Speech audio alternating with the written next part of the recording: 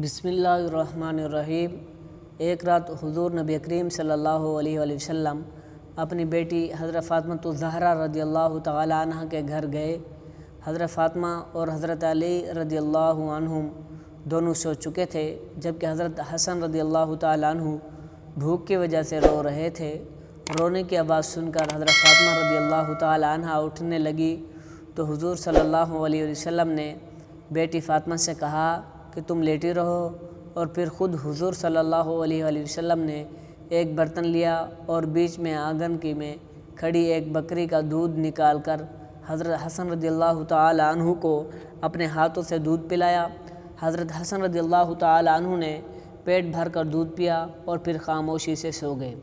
حضرت سلیمان فارسی رضی اللہ تعالی عنہ فرماتے ہیں کہ ایک بار ہم لوگ حضور صلی اللہ علیہ وسلم کے ساتھ مسجد نبوی میں بیٹھے ہوئے تھے کہ اتنے میں ایک عورت دوڑتی ہوئی آئی اور کہنے لگی، اے اللہ کے رسول، حسن و حسین رضی اللہ تعالی عنہ کہیں کھو گئے ہیں، بہت دیر سے نظر نہیں آ رہے۔ فاطمہ رضی اللہ تعالی عنہ بہت پریشان ہیں۔ یہ سن کر حضور صلی اللہ علیہ وسلم نے سارے صحابہ کرام سے فرمایا کہ جلدی سے اٹھو اور میرے بچوں کو تلاش کرو۔ تمام صحابہ کرام رضوان اللہ علیہم اجمعین حضرت حسن اور حضرت حسین رضی اللہ تعالی عنہم کو ڈھونڈنے نکل کھڑے ہوئے۔ حضرت سلیمان فارسی رضی اللہ تعالی عنہ فرماتے ہیں کہ میں حضور صلی اللہ علیہ وسلم کے ساتھ ساتھ چلنے لگا، یہاں تک کہ بہت دور ایک پہاڑ کے اوپر پہنچ کر دیکھا کہ حسن و حسین رضی اللہ تعالی عنہ ایک دوسرے سے چمٹے کھڑے ہیں، اور ان کے سامنے ایک کالے رنگ کا سانپ اپنی دم پر پنکھا رہا تھا اور اس کے منہ سے آگ کے شعلے نکل رہے تھے۔ یہ ناگ اللہ تعالی نے بھیجا تھا تاکہ حسن اور حسین رضی اللہ تعالی عنہ آگے جنگل میں نہ جا سکیں۔ جب اس ناگ نے حضور صلی اللہ علیہ وسلم کو دیکھا تو مڑ کر دوسری طرف چل دیا اور ایک بل میں داخل ہو گیا۔ حضور صلی اللہ علیہ وسلم نے آگے بڑھ کر حسن و حسین کو گلے لگایا اور ان کے چہرے پر ہاتھ پھیرا اور فرمایا، اے میرے بچوں، تم پر میرے ماں باپ قربان ہوں، تم میرے اللہ کے نزدیک کتنے عزت دار ہو۔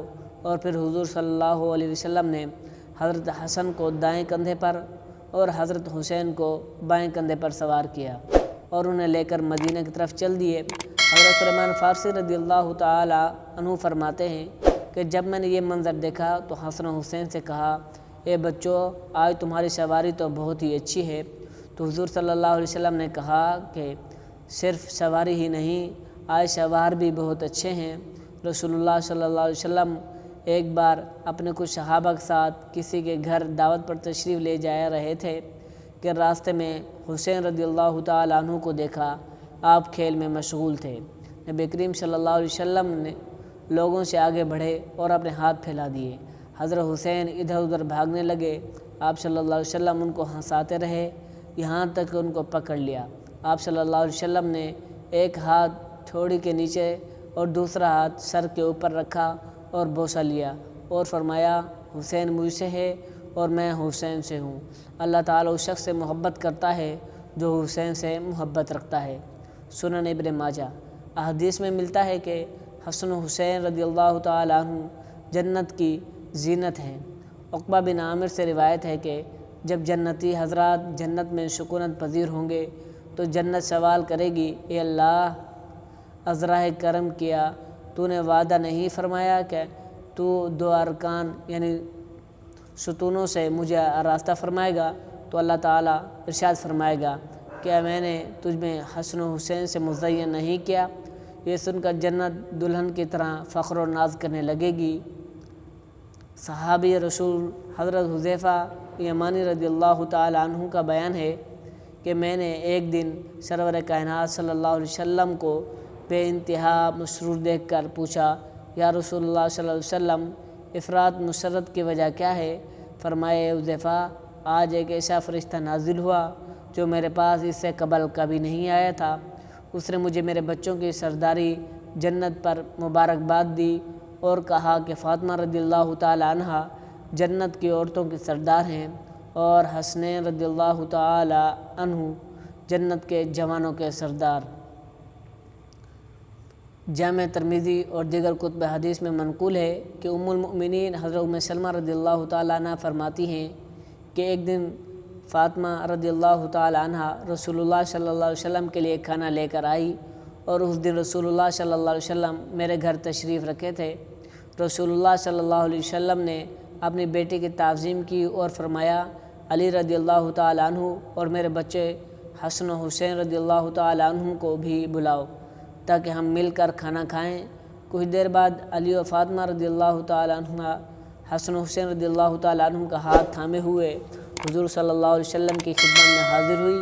اس وقت حضرت جبرائیل علیہ السلام آیت تطہیر لے کر نازل ہوئے، اے پیغمبر صلی اللہ علیہ وسلم کہ اہل بیت تو بس یہ چاہتا ہے کہ تم کو ہر طرح کی برائیوں سے دور رکھے، اور جو پاک و پاکیزہ رکھنے کا حق ہے وہ سب پاک و پاکیزہ رکھے۔ سورہ احزاب آیت نمبر 33۔ حضرت ربیہ رضی اللہ تعالی عنہ کہتی ہیں کہ میں نے ایک مرتبہ حضرت حسین رضی اللہ تعالی عنہ سے پوچھا کہ آپ کو حضور صلی اللہ علیہ وسلم کی کوئی بات یاد ہے؟ انہوں نے فرمایا، ہاں، میں ایک کھڑکی پر چڑھا جس میں کھجوریں رکھی تھی، اس میں سے ایک کھجور میں نے منہ میں رکھ لی تو حضور صلی اللہ علیہ وسلم نے فرمایا، اس کو پھینک دو، ہمارے لیے صدقے کا مال جائز نہیں۔ حضرت حسین رضی اللہ تعالیٰ عنہ فرماتے ہیں کہ میں نے حضور صلی اللہ علیہ وسلم کو فرماتے ہوئے سنا کہ کسی مسلمان مرد یا عورت کو کوئی مصیبت پیش آئے، پھر وہ کچھ عرصے کے بعد اسے یاد آئے، اور یاد آنے پر پھر وہ انا للہ و انا الیہ راجعون پڑھے تو اس کو اس وقت بھی اتنا ہی ثواب پہنچے گا جتنا مصیبت کے وقت پہنچا تھا۔ اللہ تعالیٰ سے دعا ہے کہ ہمیں نیک عمل کرنے کی توفیق عطا فرمائے، اور اس میں جو کوئی غلطی کوتاہی ہو گئی ہو اپنے فضل کرم سے معاف فرمائے، آمین۔ جزاک اللہ۔